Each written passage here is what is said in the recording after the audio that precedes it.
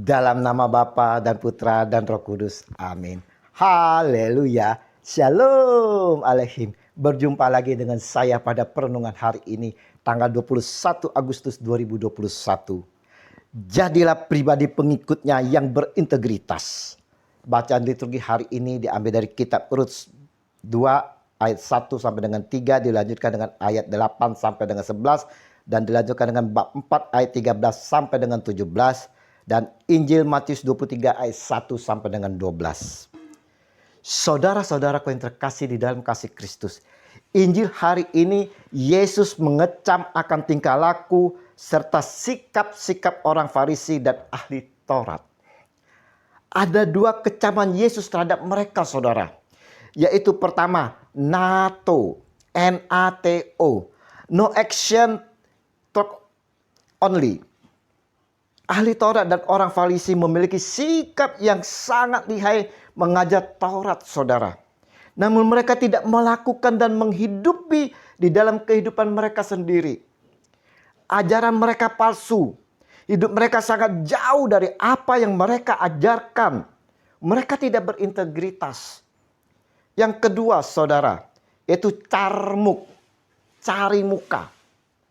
Apa yang mereka lakukan dimotivasi untuk mendapatkan pujian dari orang lain. Mereka berlomba-lomba menjadi rabi, bapa, dan pemimpin nomor 1, saudara. Bahkan perbuatan yang baik tidak mereka lakukan dengan ketulusan, melainkan dengan ambisi kesombongan terselubung untuk menjadi yang terkemuka.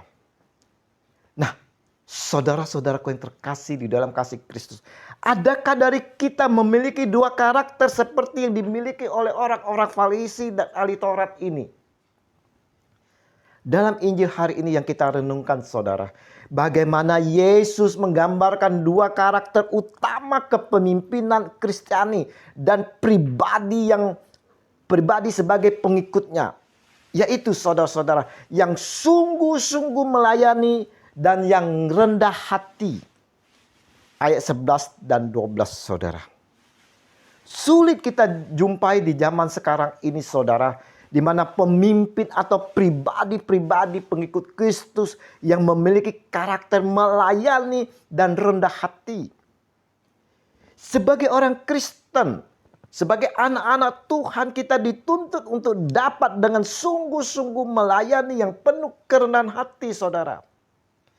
Kita dipanggil secara pribadi untuk menjadi pengikut Kristus yang berintegritas. Pribadi yang berintegritas itu yaitu, saudara, adalah pribadi yang melakukan dan menghidupkan apa yang Yesus ajarkan.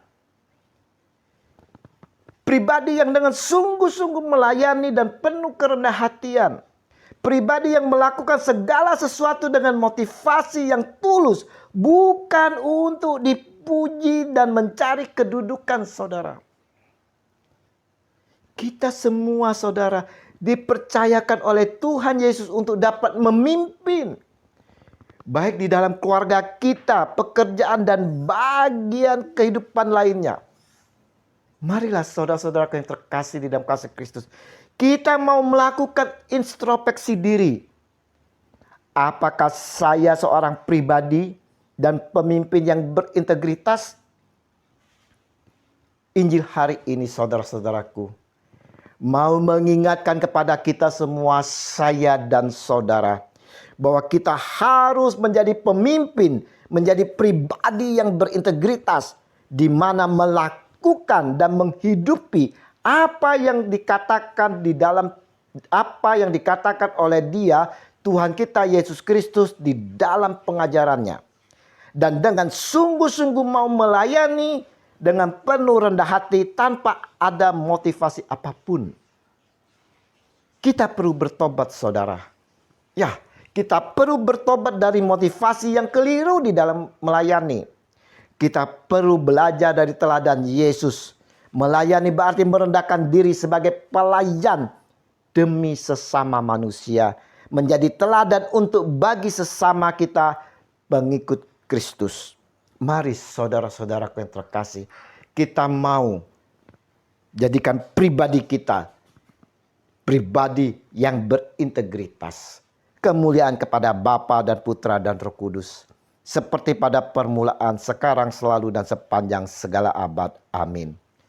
Dalam nama Bapa dan Putra dan Roh Kudus. Amin. Selamat berakhir pekan, selamat bersuka cita dalam Tuhan bersama keluarga.